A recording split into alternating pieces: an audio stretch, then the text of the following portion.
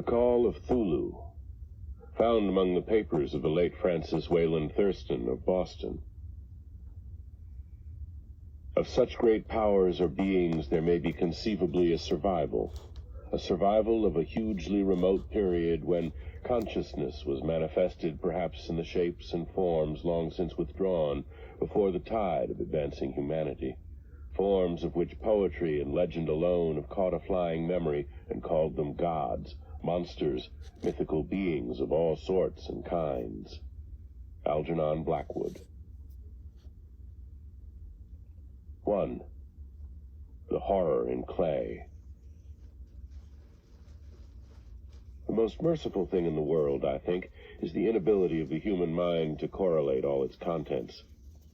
We live on a placid island of ignorance in the midst of black seas of infinity, and it was not meant that we should voyage far.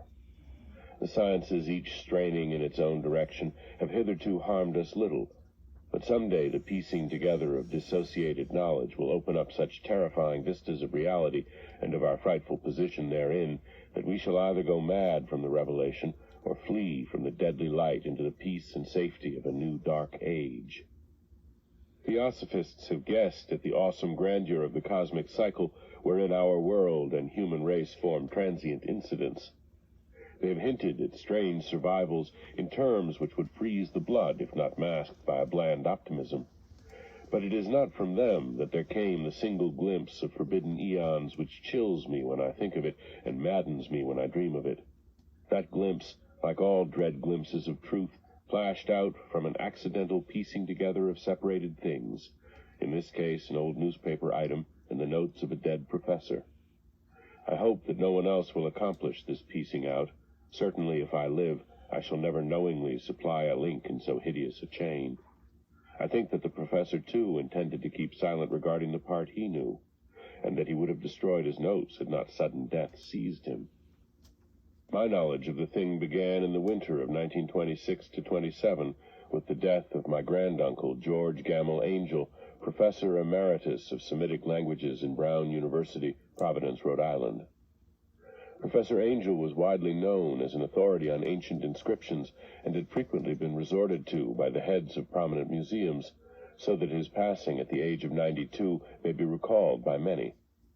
Locally, interest was intensified by the obscurity of the cause of death.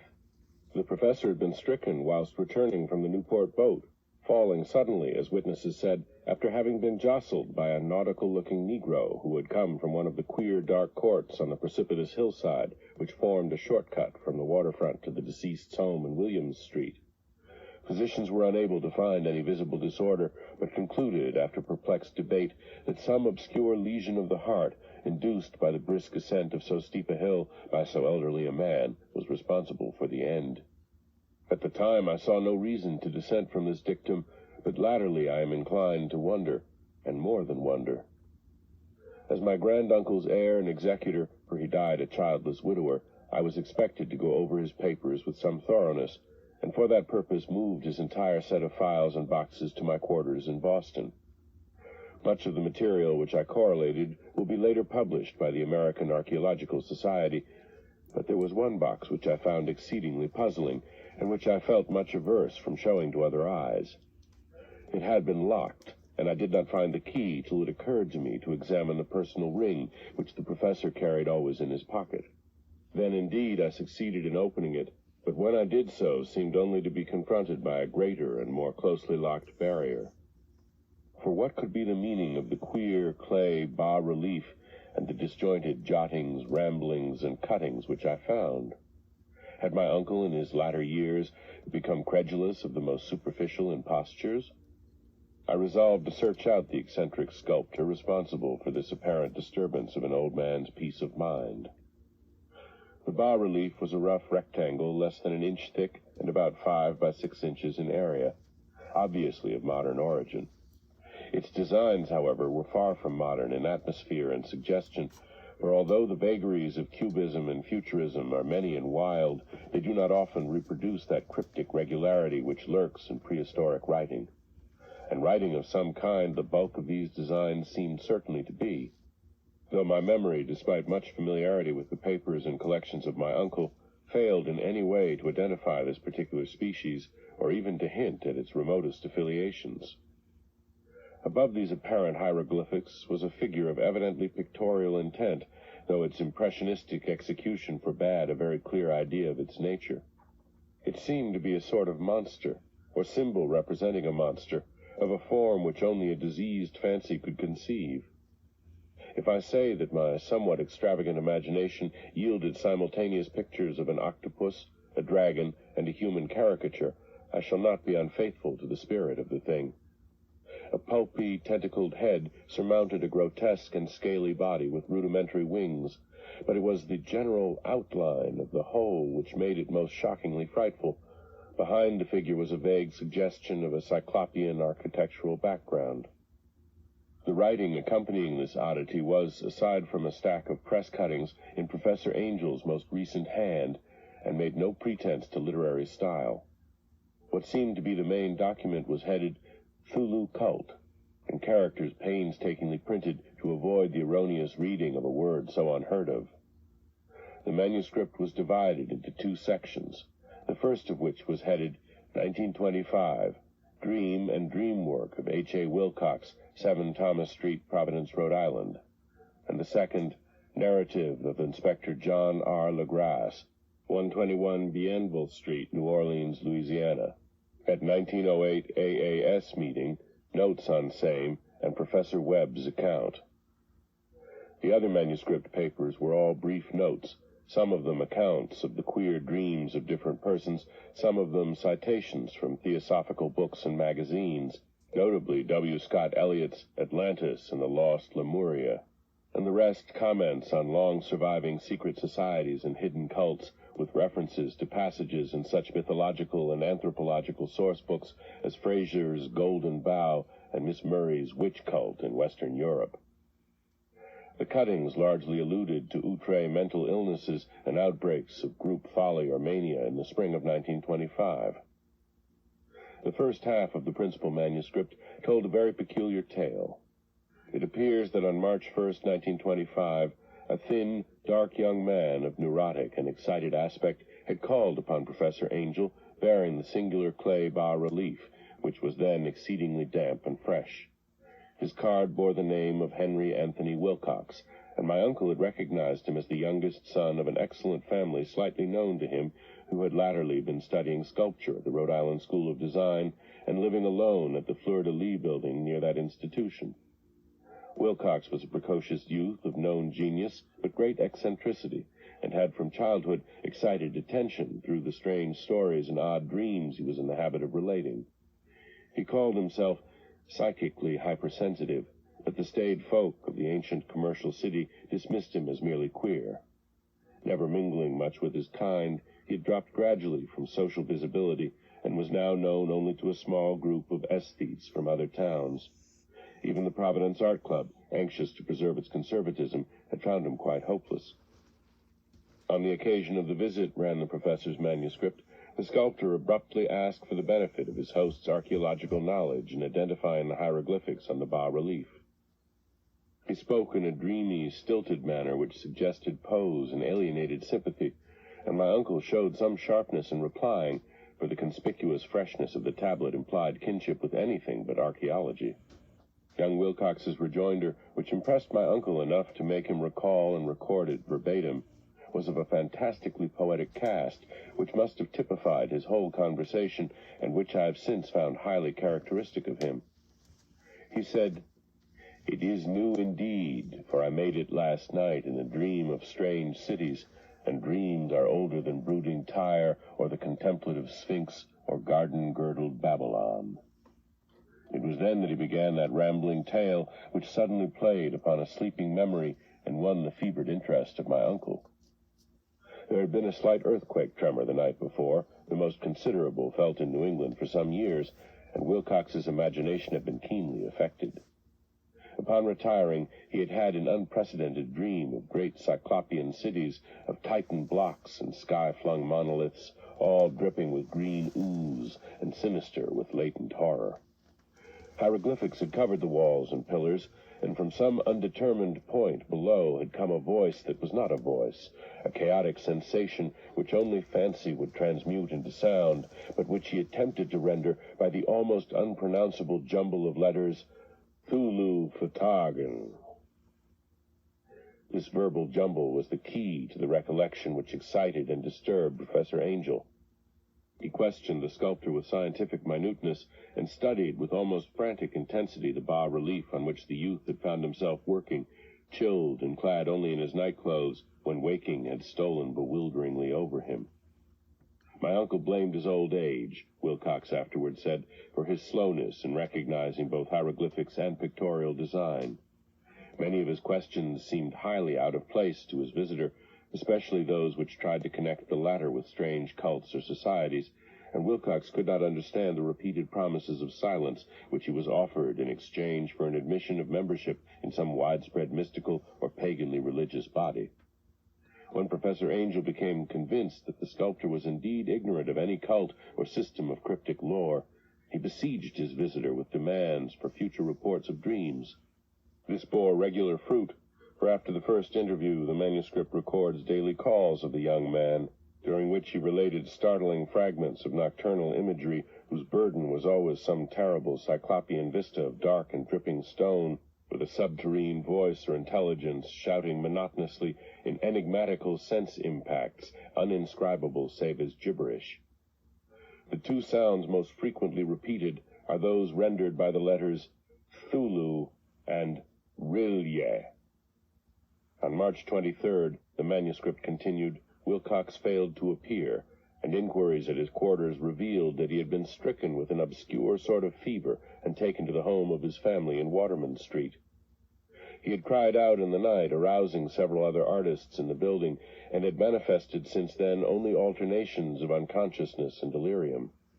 My uncle at once telephoned the family, and from that time forward kept close watch of the case, calling often at the Thayer Street office of Dr. Toby, whom he learned to be in charge.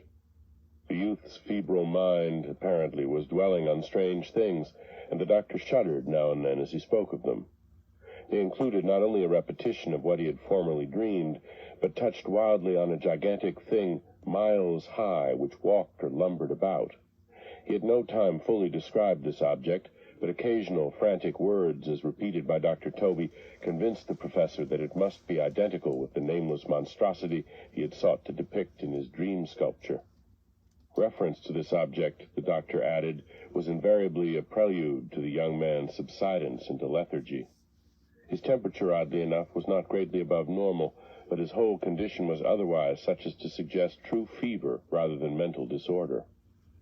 On April 2nd, at about 3 p.m., every trace of Wilcox's malady suddenly ceased. He sat upright in bed, astonished to find himself at home, and completely ignorant of what had happened in dream or reality since the night of March 22nd. Pronounced well by his physician, he returned to his quarters in 3 days. But to Professor Angel he was of no further assistance.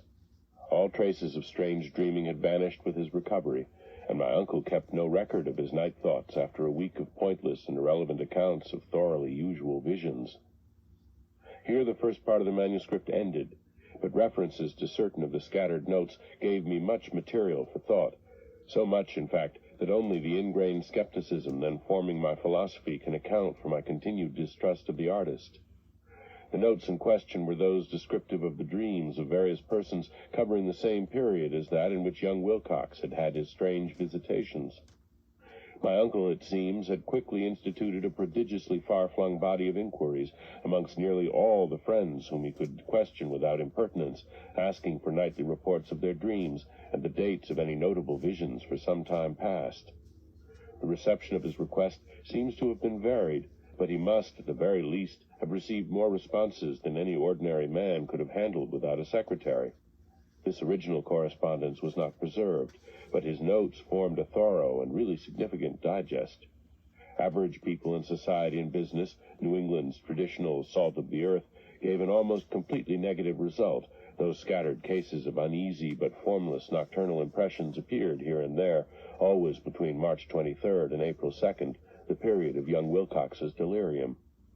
Scientific men were little more affected, though though 4 cases of vague descriptions suggest fugitive glimpses of strange landscapes, and in one case there is mentioned a dread of something abnormal.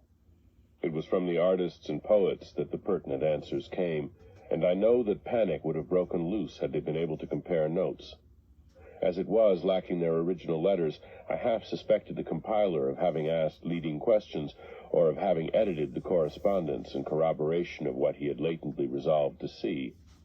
That is why I continued to feel that Wilcox, somehow cognizant of the old data which my uncle had possessed, had been imposing on the veteran scientist. These responses from aesthetes told a disturbing tale. From February 28th to April 2nd, a large proportion of them had dreamed very bizarre things, the intensity of the dreams being immeasurably the stronger during the period of the sculptor's delirium.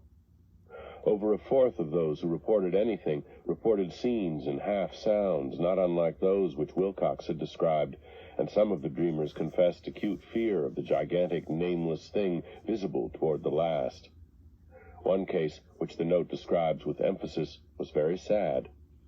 The subject, a widely known architect with leanings toward theosophy and occultism, went violently insane on the date of young Wilcox's seizure, and expired several months later after incessant screamings to be saved from some escaped denizen of hell. Had my uncle referred to these cases by name instead of merely by number, I should have attempted some corroboration and personal investigation, but as it was, I succeeded in tracing down only a few. All of these, however, bore out the notes in full. I have often wondered if all the objects of the professor's questioning felt as puzzled as did this fraction. It is well that no explanation shall ever reach them. The press cuttings, as I have intimated, touched on cases of panic, mania, and eccentricity during the given period. Professor Angel must have employed a cutting bureau, for the number of extracts was tremendous, and the sources scattered throughout the globe. Here was a nocturnal suicide in London, where a lone sleeper had leaped from a window after a shocking cry. Here, likewise, a rambling letter to the editor of a paper in South America, where a fanatic deduces a dire future from visions he has seen. A dispatch from California describes a theosophist colony as donning white robes en masse for some glorious fulfillment which never arrives, whilst items from India speak guardedly of serious native unrest toward the end of March. Voodoo orgies multiply in Haiti, and African outposts report ominous mutterings. American officers in the Philippines find certain tribes bothersome about this time, and New York policemen are mobbed by hysterical Levantines on the night of March 22nd to 23rd. The west of Ireland, too, is full of wild rumor and legendry, and a fantastic painter named Ardois Bonneau hangs a blasphemous dream landscape in the Paris Spring Salon of 1926. And so numerous are the recorded troubles in insane asylums that only a miracle can have stopped the medical fraternity from noting strange parallelisms and drawing mystified conclusions. A weird bunch of cuttings, all told, and I can at this date scarcely envisage the callous rationalism with which I set them aside. But I was then convinced that young Wilcox had known of the older matters mentioned by the professor. 2. The Tale of Inspector Legrasse. The older matters which had made the sculptor's dream and bas-relief so significant to my uncle formed the subject of the second half of his long manuscript. Once before, it appears, Professor Angel had seen the hellish outlines of the nameless monstrosity, puzzled over the unknown hieroglyphics, and heard the ominous syllables which can be rendered only as Cthulhu. And all this in so stirring and horrible a connection that it is small wonder he pursued young Wilcox with queries and demands for data. The earlier experience had come in 1908, 17 years before, when the American Archaeological Society held its annual meeting in St. Louis. Professor Angel, as befitted one of his authority and attainments, had had a prominent part in all the deliberations, and was one of the first to be approached by the several outsiders who took advantage of the convocation to offer questions for correct answering and problems for expert solution.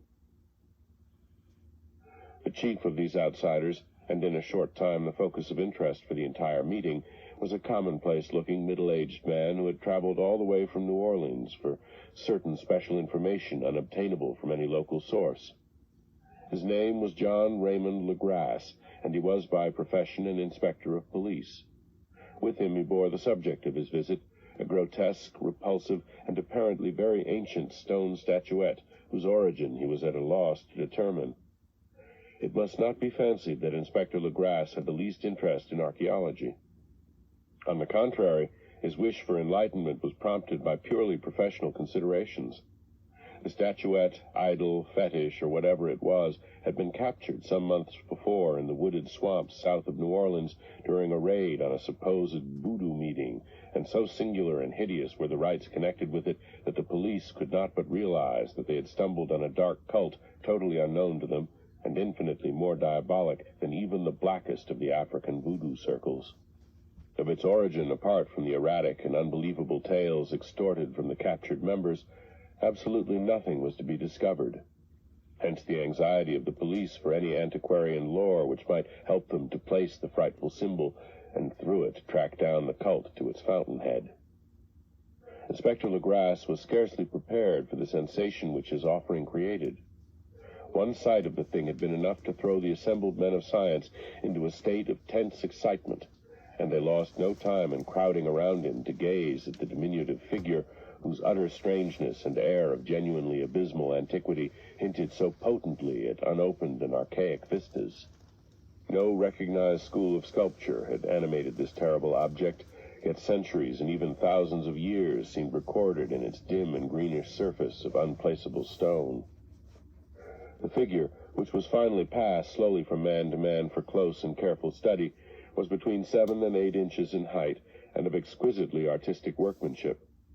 It represented a monster of vaguely anthropoid outline, but with an octopus-like head whose face was a mass of feelers, a scaly, rubbery-looking body, prodigious claws on hind and fore feet, and long, narrow wings behind. This thing, which seemed instinct with a fearsome and unnatural malignancy, was of a somewhat bloated corpulence, and squatted evilly on a rectangular block or pedestal covered with undecipherable characters. The tips of the wings touched the back edge of the block. The seat occupied the center, whilst the long, curved claws of the doubled-up, crouching hind legs gripped the front edge and extended a quarter of the way down toward the bottom of the pedestal. The cephalopod head was bent forward, so that the ends of the facial feelers brushed the backs of huge forepaws, which clasped the croucher's elevated knees. The aspect of the whole was abnormally lifelike, and the more subtly fearful because its source was so totally unknown. Its vast, awesome, and incalculable age was unmistakable, yet not one link did it show with any known type of art belonging to civilization's youth, or indeed to any other time. Totally separate and apart, its very material was a mystery, for the soapy greenish-black stone with its golden or iridescent flecks and striations resembled nothing familiar to geology or mineralogy. The characters along the base were equally baffling, and no member present, despite a representation of half the world's expert learning in this field, could form the least notion of even the remotest linguistic kinship.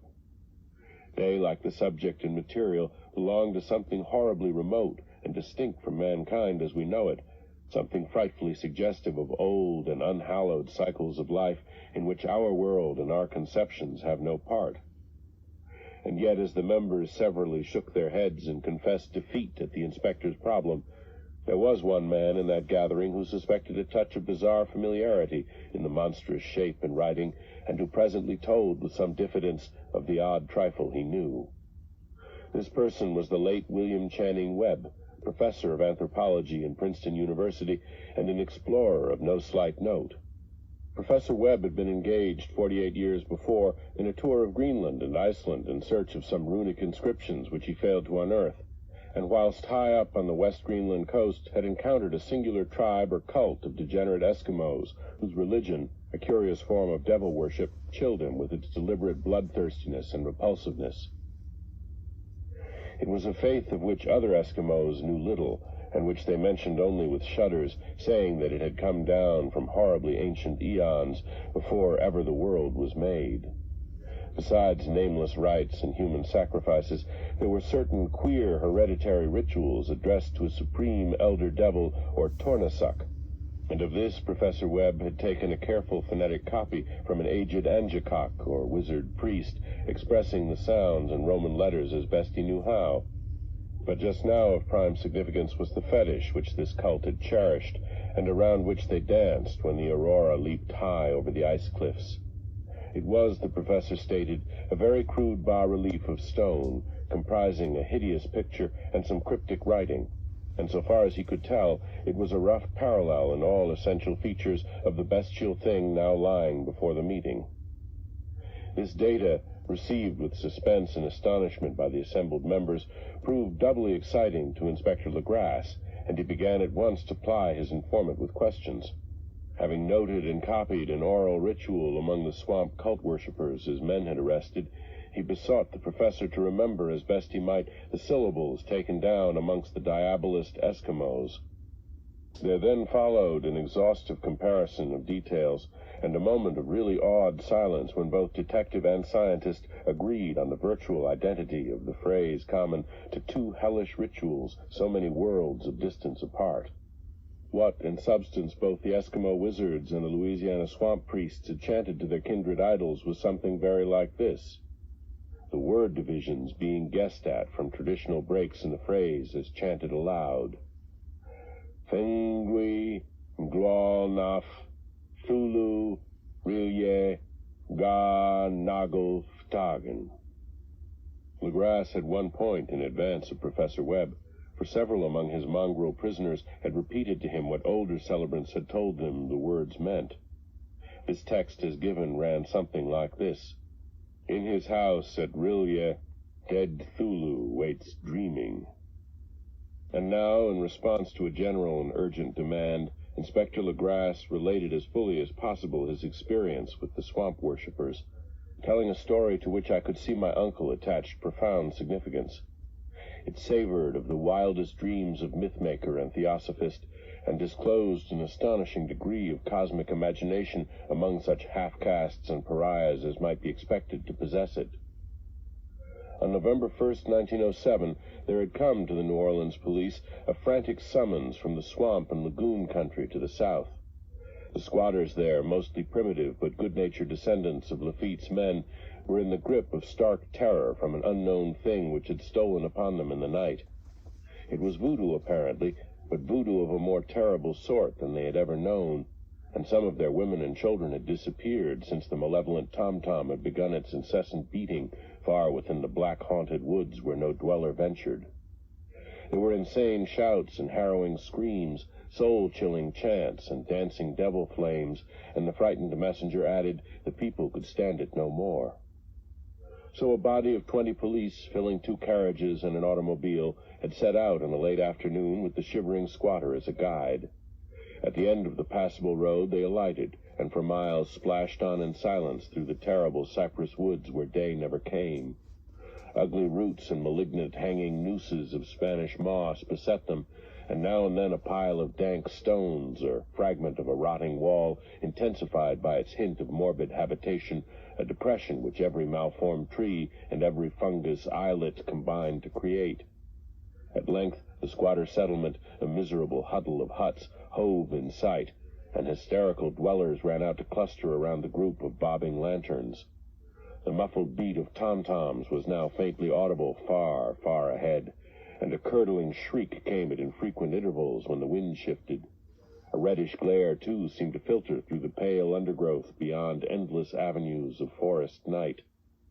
Reluctant even to be left alone again, each one of the cowed squatters refused point-blank to advance another inch toward the scene of unholy worship, so Inspector Legrasse and his 19 colleagues plunged on unguided into black arcades of horror that none of them had ever trod before. The region now entered by the police was one of traditionally evil repute, substantially unknown and untraversed by white men. There were legends of a hidden lake unglimpsed by mortal sight, in which dwelt a huge, formless, white polypus thing with luminous eyes, and squatters whispered that bat-winged devils flew up out of caverns in inner earth to worship it at midnight. They said it had been there before d'Iberville, before La Salle, before the Indians, and before even the wholesome beasts and birds of the woods. It was nightmare itself, and to see it was to die. But it made men dream, and so they knew enough to keep away. The present voodoo orgy was indeed on the merest fringe of this abhorred area, but that location was bad enough. Hence, perhaps the very place of the worship had terrified the squatters more than the shocking sounds and incidents. Only poetry or madness could do justice to the noises heard by Legras's men as they plowed on through the black morass toward the red glare and the muffled tom-toms. There are vocal qualities peculiar to men and vocal qualities peculiar to beasts, and it is terrible to hear the one when the source should yield the other. Animal fury and orgiastic license here whipped themselves to demoniac heights by howls and squawking ecstasies that tore and reverberated through those nighted woods like pestilential tempests from the gulfs of hell. Now and then the less organized ululation would cease, and from what seemed a well-drilled chorus of hoarse voices would rise and sing-song chant that hideous phrase or ritual, Thingui, Glonaf, Cthulhu, Rilye, Ga, Nagel, Ftagen. Then the men, having reached a spot where the trees were thinner, came suddenly in sight of the spectacle itself. 4 of them reeled, 1 fainted, and 2 were shaken into a frantic cry which the mad cacophony of the orgy fortunately deadened. Legras dashed swamp water on the face of the fainting man, and all stood trembling and nearly hypnotized with horror.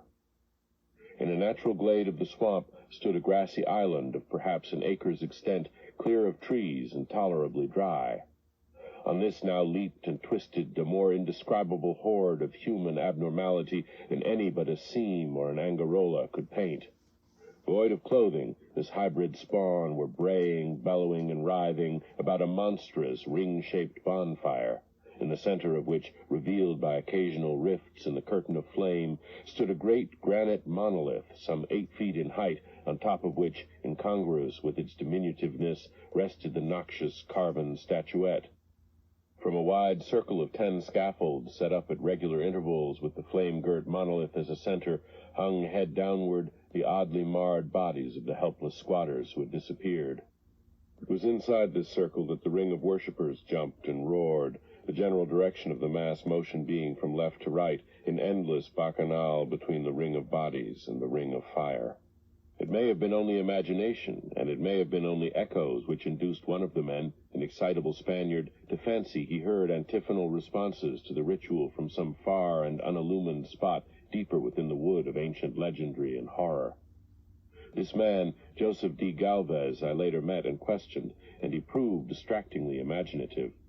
He indeed went so far as to hint of the faint beating of great wings and of a glimpse of shining eyes and a mountainous white bulk beyond the remotest trees, but I suppose you've been hearing too much native superstition. Actually, the horrified pause of the men was of comparatively brief duration.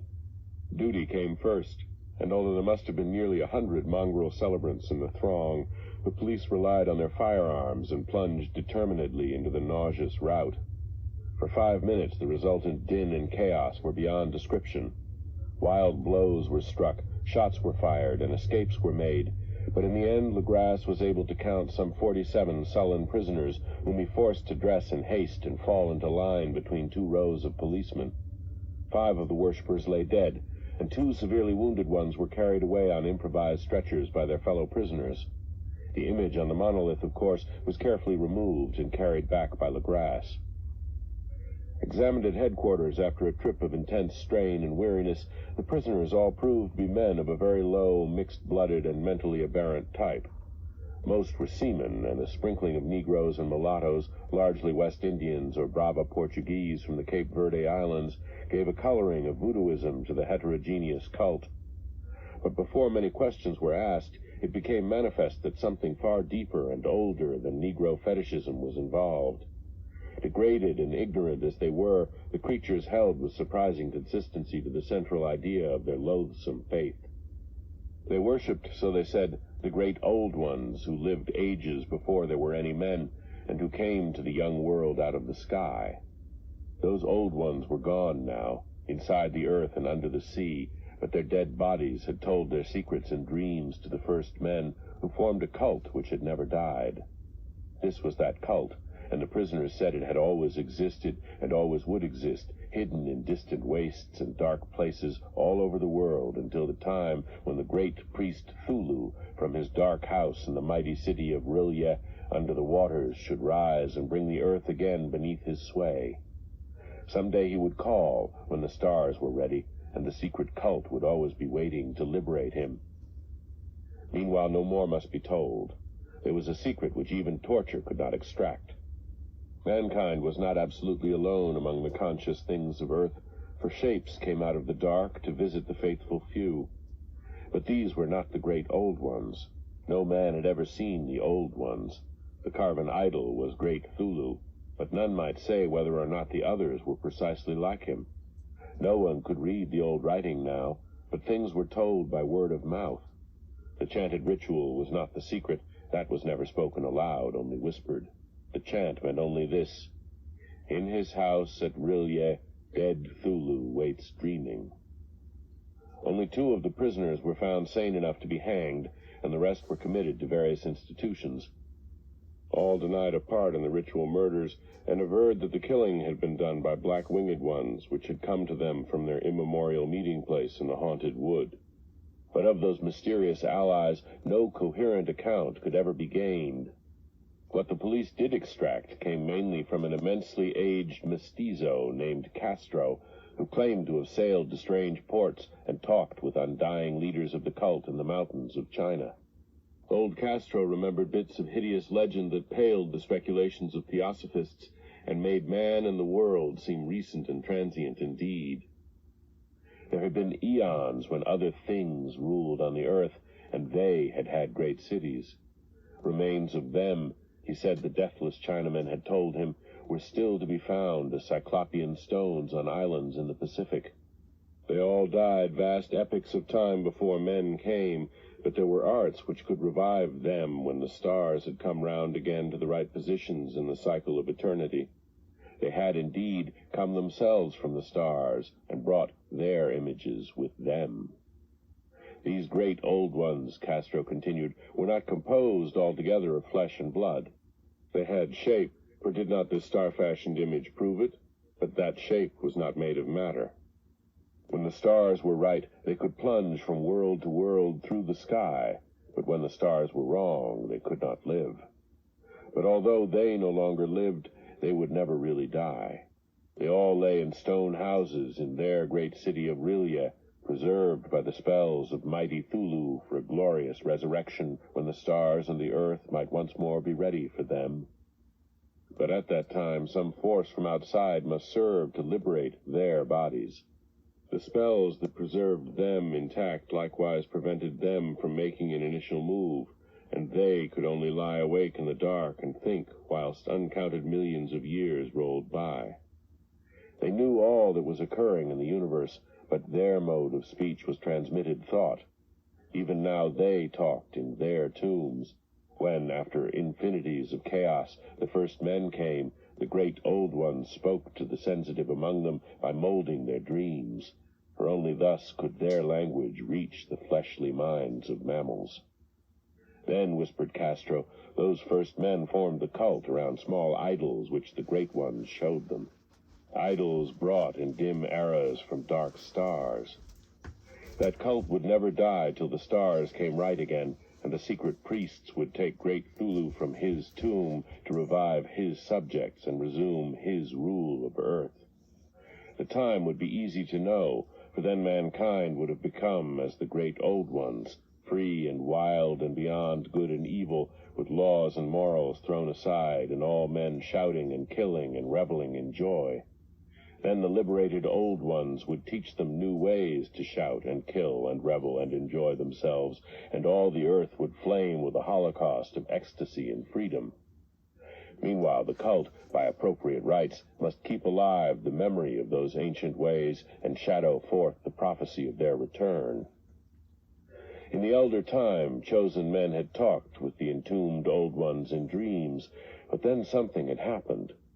The great stone city, Rilye, with its monoliths and sepulchres, had sunk beneath the waves, and the deep waters, full of the one primal mystery through which not even thought can pass, had cut off the spectral intercourse.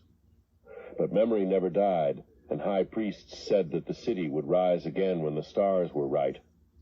Then came out of the earth the black spirits of earth, moldy and shadowy, and full of dim rumors picked up in caverns beneath forgotten sea bottoms. But of them old Castro dared not speak much. He cut himself off hurriedly, and no amount of persuasion or subtlety could elicit more in this direction. The size of the old ones, too, he curiously declined to mention. Of the cult, he said that he thought the center lay amid the pathless deserts of Arabia, where Iram, the city of pillars, dreams hidden and untouched. It was not allied to the European witch cult, and was virtually unknown beyond its members. No book had ever really hinted of it, though the deathless Chinaman said that there were double meanings in the Necronomicon of the mad Arab Abdul al-Hazred, which the initiated might read as they chose, especially the much-discussed couplet, "That is not dead which can eternal lie, and with strange eons even death may die." Legrasse, deeply impressed and not a little bewildered, had inquired in vain concerning historic affiliations of the cult. Castro apparently had told the truth when he said that it was wholly secret. The authorities at Tulane University could shed no light upon either cult or image, and now the detective had come to the highest authorities in the country and met with no more than the Greenland tale of Professor Webb. The feverish interest aroused at the meeting by Legrasse's tale, corroborated as it was by the statuette, is echoed in the subsequent correspondence of those who attended, although scant mention occurs in the formal publications of the Society. Caution is the first care of those accustomed to face occasional charlatanry and imposture. Legrasse for some time lent the image to Professor Webb, but at the latter's death it was returned to him and remains in his possession, where I viewed it not long ago. It is truly a terrible thing, and unmistakably akin to the dream sculpture of young Wilcox. That my uncle was excited by the tale of the sculptor I did not wonder. For what thoughts must arise upon hearing, after a knowledge of what Legrasse had learned of the cult, of a sensitive young man who had dreamed not only the figure and exact hieroglyphics of the swamp-found image and the Greenland devil tablet, but had come in his dreams upon at least 3 of the precise words of the formula uttered alike by Eskimo diabolists and mongrel Louisianans. Professor Angel's instant start on an investigation of the utmost thoroughness was eminently natural. Though privately I suspected young Wilcox of having heard of the cult in some indirect way, and of having invented a series of dreams to heighten and continue the mystery at my uncle's expense. The dream narratives and cuttings collected by the professor were, of course, strong corroboration, but the rationalism of my mind and the extravagance of the whole subject led me to adopt what I thought the most sensible conclusions.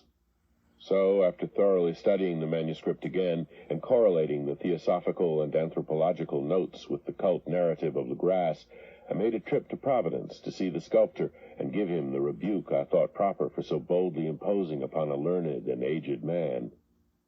Wilcox still lived alone in the Fleur-de-Lis building in Thomas Street, a hideous Victorian imitation of 17th-century Breton architecture, which flaunts its stuccoed front amidst the lovely colonial houses on the ancient hill, and under the very shadow of the finest Georgian steeple in America. I found him at work in his rooms, and at once conceded from the specimens scattered about that his genius is indeed profound and authentic. He will, I believe, sometime be heard from as one of the great decadents, for he has crystallized in clay and will one day mirror in marble those nightmares and fantasies which Arthur Machen evokes in prose and Clark Ashton Smith makes visible in verse and in painting. Dark, frail, and somewhat unkempt in aspect, he turned languidly at my knock and asked me my business without rising. When I told him who I was, he displayed some interest, for my uncle had excited his curiosity in probing his strange dreams, yet had never explained the reason for the study.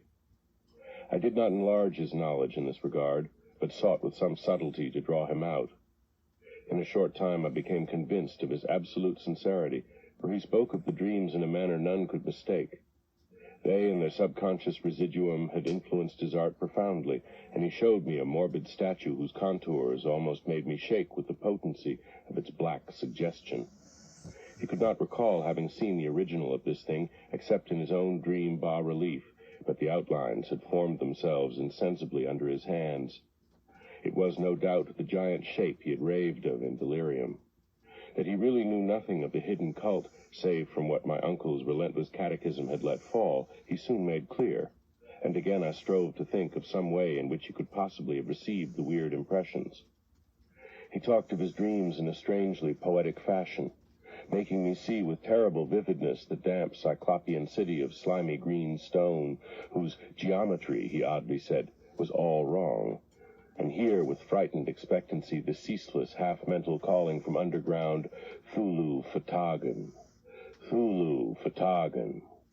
These words had formed part of that dread ritual which told of dead Cthulhu's dream vigil in his stone vault at Rilye, and I felt deeply moved despite my rational beliefs.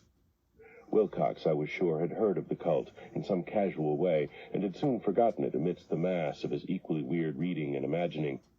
Later, by virtue of its sheer impressiveness, it had found subconscious expression in dreams, in the bas-relief, and in the terrible statue I now beheld, so that his imposture upon my uncle had been a very innocent one.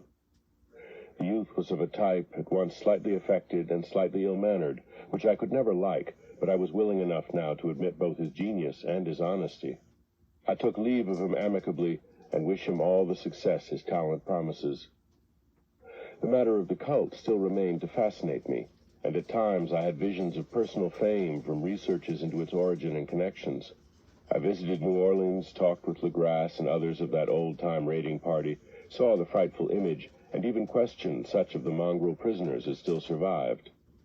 Old Castro, unfortunately, had been dead for some years. What I now heard so graphically at first hand, though it was really no more than a detailed confirmation of what my uncle had written, excited me afresh, for I felt sure that I was on the track of a very real, very secret, and very ancient religion whose discovery would make me an anthropologist of note. My attitude was still one of absolute materialism, as I wish it still were, and I discounted with almost inexplicable perversity the coincidence of the dream notes and odd cuttings collected by Professor Angel. One thing I began to suspect, and which I now fear I know, is that my uncle's death was far from natural. He fell on a narrow hill street leading up from an ancient waterfront swarming with foreign mongrels after a careless push from a Negro sailor. I did not forget the mixed blood and marine pursuits of the cult members in Louisiana, and would not be surprised to learn of secret methods and poison needles as ruthless and as anciently known as the cryptic rites and beliefs. Legrasse and his men, it is true, have been let alone, but in Norway a certain seaman who saw things is dead. Might not the deeper inquiries of my uncle after encountering the sculptor's data have come to sinister ears? I think Professor Angel died because he knew too much, or because he was likely to learn too much. Whether I shall go as he did remains to be seen, for I have learned much now. 3. The Madness from the Sea. If heaven ever wishes to grant me a boon, it will be a total effacing of the results of a mere chance which fixed my eyes on a certain stray piece of shelf paper. It was nothing on which I would naturally have stumbled in the course of my daily round, for it was an old number of an Australian journal, the Sydney Bulletin, for April 18, 1925. It had escaped even the cutting bureau, which had at the time of its issuance been avidly collecting material for my uncle's research. I had largely given over my inquiries into what Professor Angel called the Cthulhu cult, and was visiting a learned friend in Paterson, New Jersey, the curator of a local museum and a mineralogist of note. Examining one day the reserved specimens roughly set on the storage shelves in a rear room of the museum, my eye was caught by an odd picture in one of the old papers spread beneath the stones. It was the Sydney Bulletin I have mentioned, for my friend has wide affiliations in all conceivable foreign parts, and the picture was a half-tone cut of a hideous stone image almost identical with that which Legrasse had found in the swamp. Eagerly clearing the sheet of its precious contents, I scanned the item in detail, and was disappointed to find it of only moderate length. What it suggested, however, was of portentous significance to my flagging quest, and I carefully tore it out for immediate action. It read as follows: Mystery derelict found at sea. Vigilant arrives with helpless armed New Zealand yacht in tow. One survivor and dead man found aboard. Tale of desperate battle and deaths at sea. Rescued seaman refuses particulars of strange experience. Odd idol found in his possession. Inquiry to follow. The Morrison Company's freighter Vigilant, bound from Valparaiso, arrived this morning at its wharf in Darling Harbor, having in tow the battled and disabled but heavily armed steam yacht Alert of Dunedin, New Zealand, which was sighted April 12th in south latitude 34 degrees 21 minutes, west longitude 152 degrees 17 minutes, with 1 living and 1 dead man aboard. The Vigilant left Valparaiso March 25th, and on April 2nd was driven considerably south of her course by exceptionally heavy storms and monster waves. On April 12th, the derelict was sighted, and though apparently deserted, was found upon boarding to contain 1 survivor in a half-delirious condition and 1 man who had evidently been dead for more than a week. The living man was clutching a horrible stone idol of unknown origin, about a foot in height, regarding whose nature authorities at Sydney University, the Royal Society, and the museum in College Street all profess complete bafflement, and which the survivor says he found in the cabin of the yacht in a small carved shrine of common pattern. This man, after recovering his senses, told an exceedingly strange story of piracy and slaughter. He is Gustaf Johansen, a Norwegian of some intelligence, and had been second mate of the 2-masted schooner Emma of Auckland, which sailed for Callao February 20th with a complement of 11 men. The Emma, he says, was delayed and thrown widely south of her course by the great storm of March 1st, and on March 22nd, in south latitude 49 degrees 51 minutes, west longitude 128 degrees 34 minutes, encountered the Alert, manned by a queer and evil-looking crew of Kanakas and half-castes. Being ordered peremptorily to turn back, Captain Collins refused, whereupon the strange crew began to fire savagely and without warning upon the schooner with a peculiarly heavy battery of brass cannon forming part of the yacht's equipment. The Emma's men showed fight, says the survivor, and though the schooner began to sink from shots beneath the waterline, they managed to heave alongside their enemy and board her, grappling with the savage crew on the yacht's deck and being forced to kill them all, the number being slightly superior because of their particularly abhorrent and desperate, though rather clumsy mode of fighting.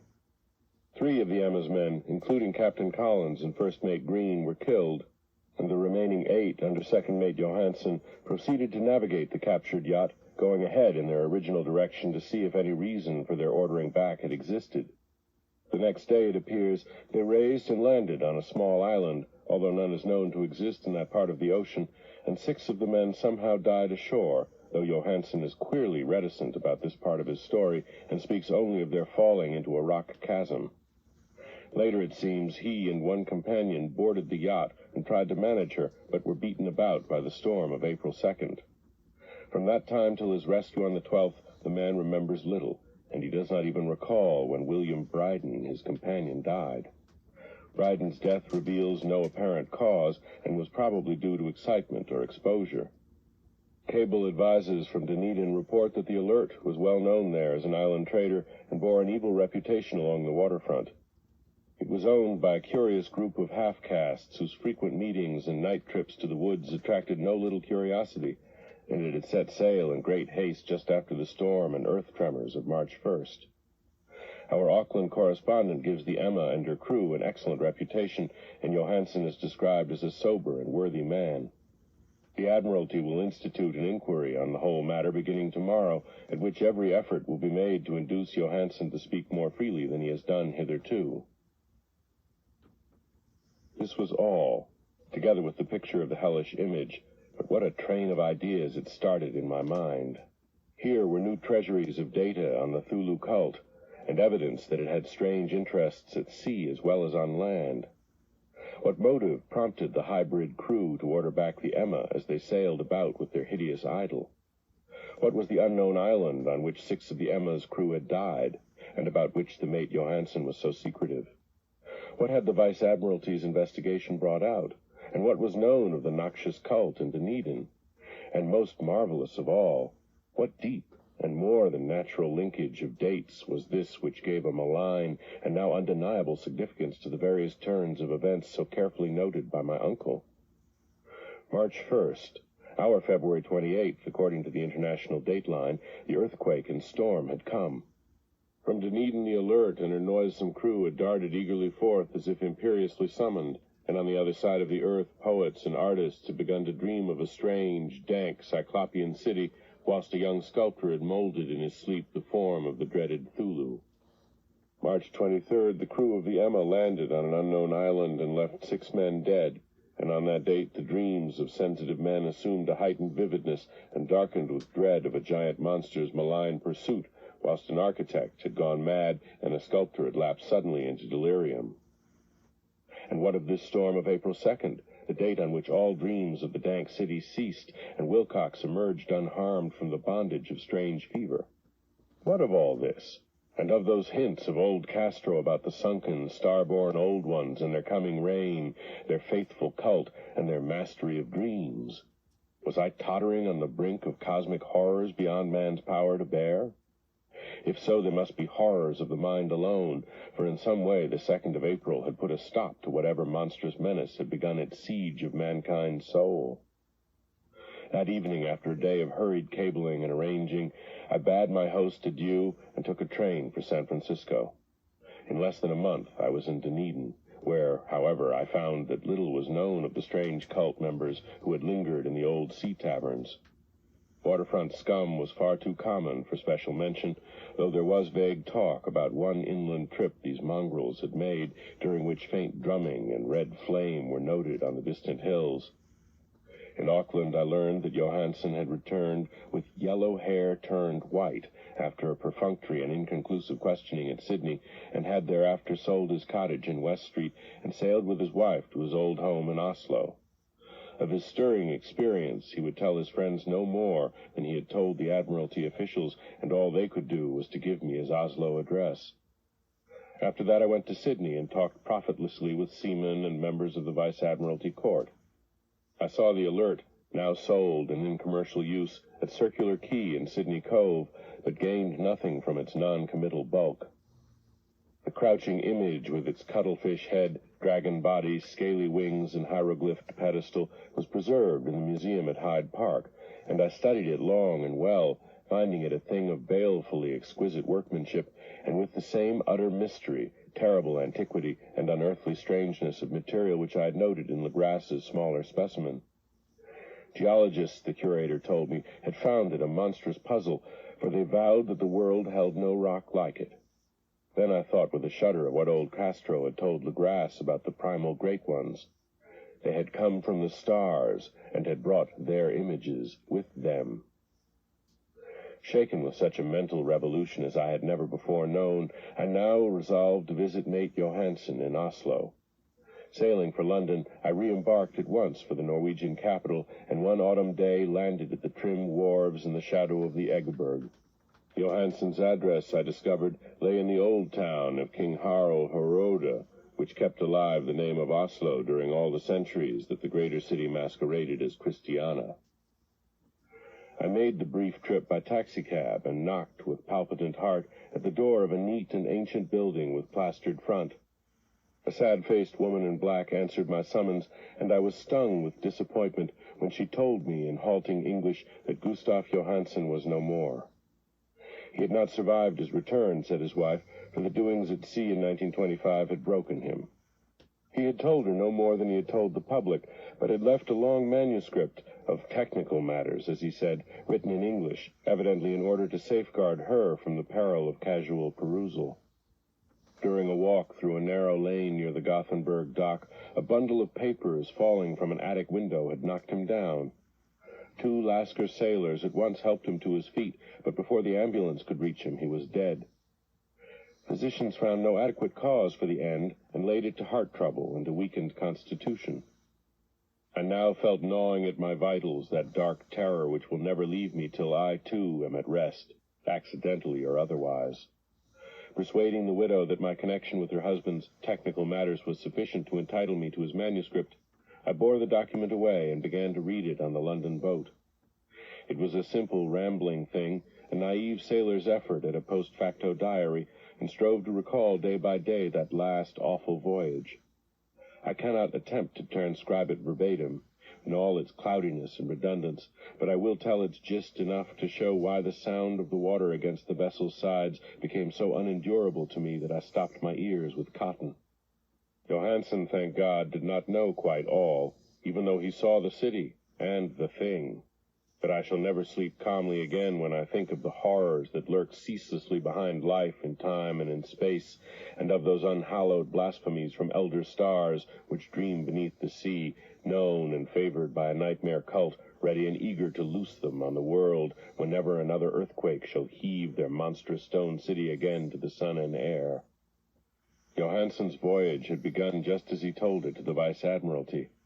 The Emma, in ballast, had cleared Auckland on February 20th, and had felt the full force of that earthquake-born tempest which must have heaved up from the sea bottom the horrors that filled men's dreams. Once more under control, the ship was making good progress when held up by the Alert on March 22nd, and I could feel the mate's regret as he wrote of her bombardment and sinking. Of the swarthy cult fiends on the Alert, he speaks with significant horror. There was some peculiarly abominable quality about them which made their destruction seem almost a duty, and Johansen shows ingenuous wonder at the charge of ruthlessness brought against his party during the proceedings of the Court of Inquiry. Then, driven ahead by curiosity in their captured yacht under Johansen's command, the men sight a great stone pillar sticking out of the sea, and in south latitude 47 degrees 9 minutes, west longitude 126 degrees 43 minutes, come upon a coastline of mingled mud, ooze, and weedy cyclopean masonry, which can be nothing less than the tangible substance of Earth's supreme terror, the nightmare corpse city of Rilya that was built in measureless eons beyond history by the vast, loathsome shapes that seeped down from the dark stars. There lay great Cthulhu and his hordes, hidden in green, slimy vaults, and sending out at last, after cycles incalculable, the thoughts that spread fear to the dreams of the sensitive, and called imperiously to the faithful to come on a pilgrimage of liberation and restoration. All this Johansen did not suspect, but God knows he soon saw enough. I suppose that only a single mountain-top, the hideous, monolith-crowned citadel whereon great Cthulhu was buried, actually emerged from the waters. When I think of the extent of all that may be brooding down there, I almost wish to kill myself forthwith. Johansen and his men were awed by the cosmic majesty of this dripping Babylon of elder demons, and must have guessed without guidance that it was nothing of this or of any sane planet. Awe at the unbelievable size of the greenish stone blocks, at the dizzying height of the great carven monolith, and at the stupefying identity of the colossal statues and bas-reliefs with the queer image found in the shrine on the Alert is poignantly visible in every line of the mate's frightened description. Without knowing what futurism is like, Johansen achieved something very close to it when he spoke of the city, for instead of describing any definite structure or building, he dwells only on broad impressions of vast angles and stone surfaces, surfaces too great to belong to anything right or proper for this earth, and impious with horrible images and hieroglyphs. I mention his talk about angles because it suggests something Wilcox had told me of his awful dreams. He has said that the geometry of the dream place he saw was abnormal, non-Euclidean, and loathsomely redolent of spheres and dimensions apart from ours. Now an unlettered seaman felt the same thing whilst gazing at the terrible reality. Johansen and his men landed at a sloping mud bank on this monstrous acropolis, and clambered slipperily up over Titan oozy blocks which could have been no mortal staircase. The very sun of heaven seemed distorted when viewed through the polarizing miasma welling out from the sea-soaked perversion, and twisted menace and suspense lurked leeringly in those crazily elusive angles of carven rock where a second glance showed concavity after the first showed convexity. Something very like fright had come over all the explorers before anything more definite than rock and ooze and weed was seen. Each would have fled had he not feared the scorn of the others, and it was only half-heartedly that they searched, vainly as it proved, for some portable souvenir to bear away. It was Rodriguez, the Portuguese, who climbed up the foot of the monolith and shouted of what he had found. The rest followed him and looked curiously at the immense carved door with the now familiar squid dragon bas-relief. It was, Johansen said, like a great barn door, and they all felt that it was a door because of the ornate lintel, threshold, and jambs around it, though they could not decide whether it lay flat like a trapdoor or slantwise like an outside cellar door. As Wilcox would have said, the geometry of the place was all wrong. One could not be sure that the sea and the ground were horizontal, hence the relative position of everything else seemed phantasmally variable. Bryden pushed the stone in several places without result. Then Donovan felt over it delicately around the edge, pressing each point separately as he went. He climbed interminably along the grotesque stone molding, that is, one would call it climbing if the thing was not, after all, horizontal, and the men wondered how any door in the universe could be so vast. Then, very softly and slowly, the acre-great panel began to give inward at the top, and they saw that it was balanced. Donovan slid or somehow propelled himself down or along the jamb and rejoined his fellows, and everyone watched the queer recession of the monstrously carven portal. In this fantasy of prismatic distortion, it moved anomalously in a diagonal way, so that all the rules of matter and perspective seemed upset. The aperture was black with a darkness almost material. That tenebrousness was indeed a positive quality, for it obscured such parts of the inner walls as ought to have been revealed, and actually burst forth like smoke from its eon-long imprisonment, visibly darkening the sun as it slunk away into the shrunken and gibbous sky on flapping, membranous wings. The odor arising from the newly opened depths was intolerable, and at length the quick-eared Hawkins thought he heard a nasty, slopping sound down there. Everyone listened, and everyone was listening still, when it lumbered slobberingly into sight and gropingly squeezed its gelatinous green immensity through the black doorway into the tainted outside air of that poisoned city of madness. Poor Johansen's handwriting almost gave out when he wrote of this. Of the 6 men who never reached the ship, he thinks 2 perished of pure fright in that accursed instant. The thing cannot be described. There is no language for such abysms of shrieking and immemorial lunacy, such eldritch contradictions of all matter, force, and cosmic order. A mountain walked or stumbled. God!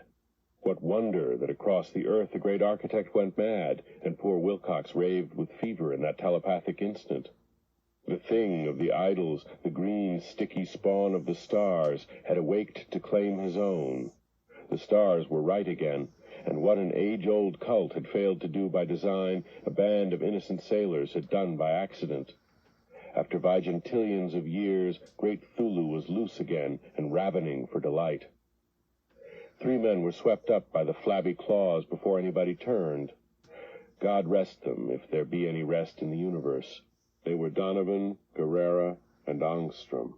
Parker slipped as the other 3 were plunging frenziedly over endless vistas of green-crusted rock to the boat, and Johansen swears he was swallowed up by an angle of masonry which shouldn't have been there, an angle which was acute, but behaved as if it were obtuse. So only Bryden and Johansen reached the boat, and pulled desperately for the Alert as the mountainous monstrosity flopped down the slimy stones and hesitated, floundering at the edge of the water. Steam had not been suffered to go down entirely, despite the departure of all hands for the shore, and it was the work of only a few moments of feverish rushing up and down between wheel and engines to get the Alert under way.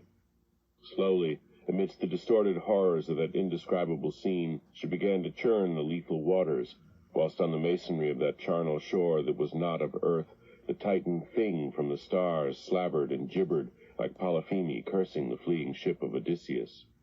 Then, bolder than the storied Cyclops, great Cthulhu slid greasily into the water and began to pursue with vast, wave-raising strokes of cosmic potency. Bryden looked back and went mad, laughing shrilly as he kept on laughing at intervals, till death found him one night in the cabin whilst Johansen was wandering deliriously. But Johansen had not given out yet. Knowing that the thing could surely overtake the Alert until steam was fully up, he resolved on a desperate chance, and setting the engine for full speed, ran lightning-like on deck and reversed the wheel.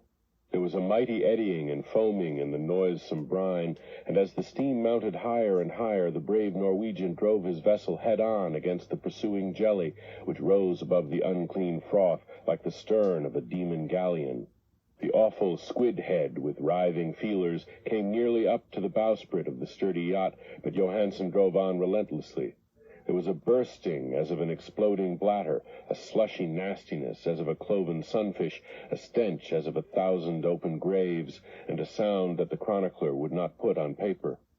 For an instant the ship was befouled by an acrid and blinding green cloud, and then there was only a venomous seething astern, where, God in heaven, the scattered plasticity of that nameless sky-spawn was nebulously recombining in its hateful original form, whilst its distance widened every second as the Alert gained impetus from its mounting steam.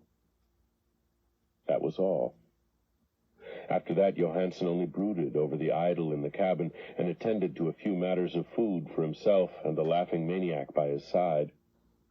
He did not try to navigate after the first bold flight, for the reaction had taken something out of his soul. Then came the storm of April 2nd and a gathering of the clouds about his consciousness.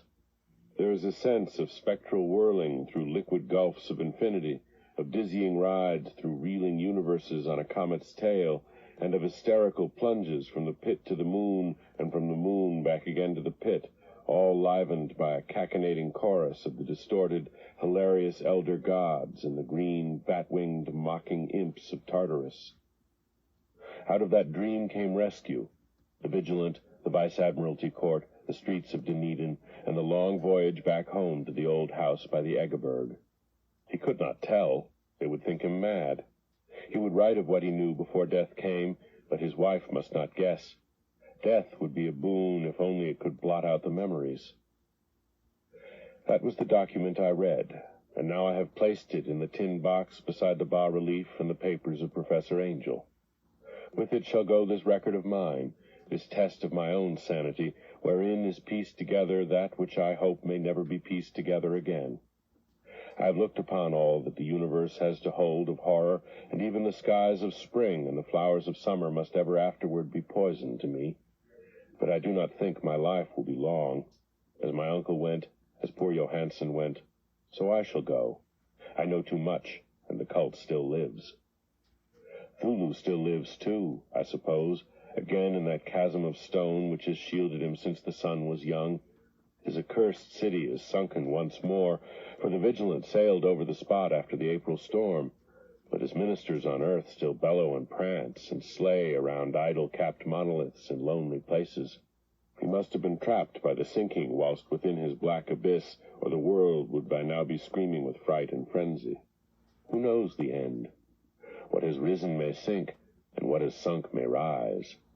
Loathsomeness waits and dreams in the deep, and decay spreads over the tottering cities of men. A time will come, but I must not and cannot think. Let me pray that if I do not survive this manuscript, my executors may put caution before audacity and see that it meets no other eye.